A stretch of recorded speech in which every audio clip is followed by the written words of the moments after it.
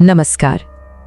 आज हम 3 सच्ची कहानियों की तह में जाएंगे, ये समझने के लिए कि घर में होने वाली घुसपैठ आखिर किसी के मन पर इतना गहरा और भयानक असर क्यों डालती है।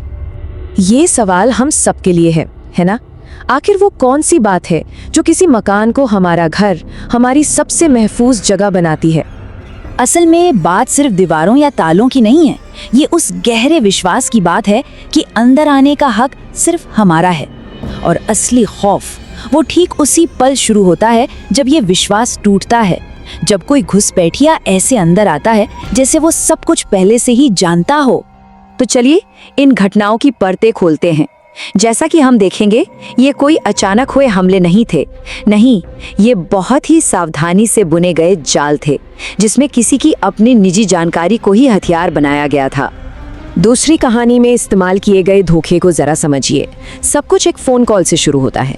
एक फर्जी नर्स फ़ोन करके परिवार में इमरजेंसी की खबर देती है, लेकिन जो बात इसे सच में डरावना बनाती है वो ये है कि फ़ोन करने वाली को माँ का पूरा नाम, पता और यहाँ तक कि उनकी हाल ही में हुई हिप सर्जरी जैसी पर्सनल डिटेल भी पता थी।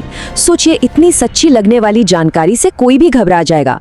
और वही हुआ। घर का सदस्य सीधा अस्पताल भागा और घर पीछे खाली और बिना किसी सुरक्षा के छूट गया। अब देखिए, तीनों कहानियों में एक पैटर्न साफ नजर आता है। पहली कहानी में घुसपैठियों को परिवार का वीकेंड शेड्यूल और गैराज के बटन की सीक्रेट जगह मालूम थी। दूसरी कहानी में, जैसा हमने अभी बात की, उनके पास बेहद निजी मेडिकल जानकारी थी। और तीसरी कहानी में तो हद ही हो गई।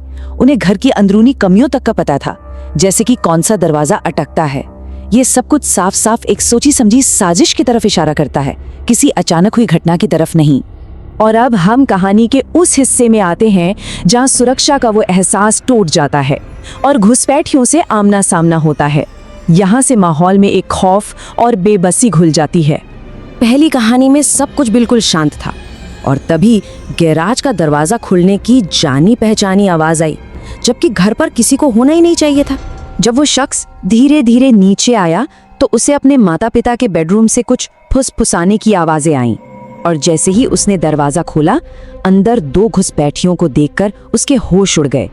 उसने लड़ने की पूरी कोशिश की, बेसबॉल बैट से हमला भी किया, लेकिन वो 2 थे और मजबूत भी।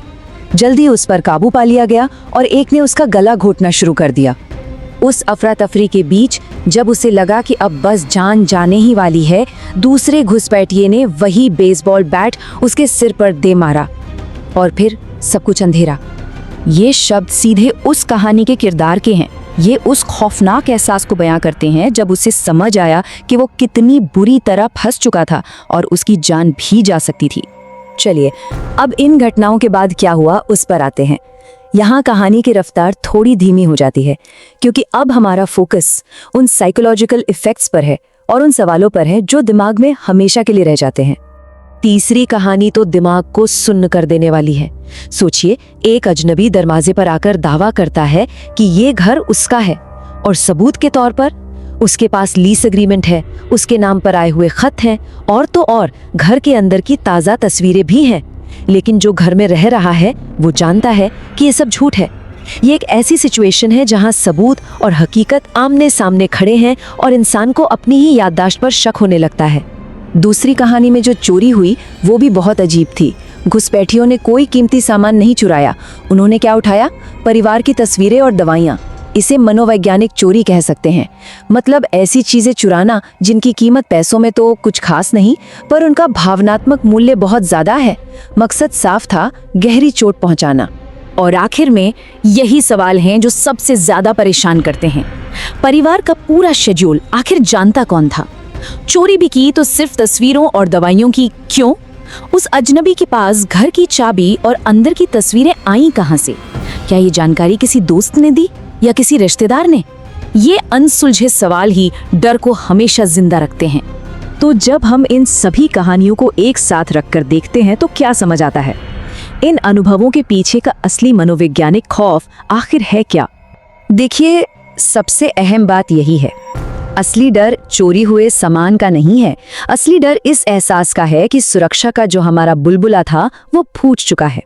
ये डर इस खौफनाक हकीकत से आता है कि हमला करने वाला कोई अनजान नहीं, बल्कि कोई ऐसा है जो हमारी निजी दुनिया के राज जानता है। पहली कहानी का ये वाक्य इस बात को बहुत गहराई से बताता है कि ऐसे अनुभव किसी इंसान पर कितना स्थायी असर छोड़ते हैं। ये सिर्फ एक हादसा नहीं है, ये एक ऐसा पल है जो दुनिया को देखने का, अपनी सुरक्षा को महसूस करने का नजरिया हमेशा हमेशा के लिए बदल देता है। और आखिर में हम इस एक सवाल पर आके रुक जाते हैं, जब खतरा बाहर सड़कों पर नहीं बल्कि आपकी जानकारी में, आपकी निजी दुनिया के अंदर ही छिपा हो, तो फिर एक ताले की क्या अहमियत रह जाती है।